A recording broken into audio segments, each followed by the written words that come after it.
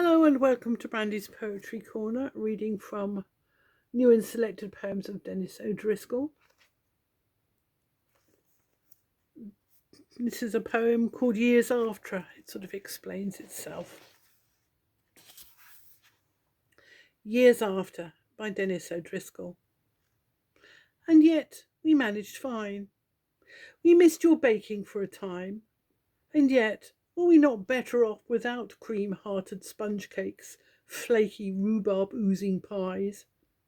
Linoleum-tiled rooms could no longer presume on your thoroughgoing scrub, and yet we made up for our neglect, laid hardwood timber floors. Windows shimmered less often, and yet we got around to elbow greasing them eventually. Your daily sheet and blanket rituals of bed-making were more than we could hope to emulate, and yet the duvets we brought us gradually to sleep.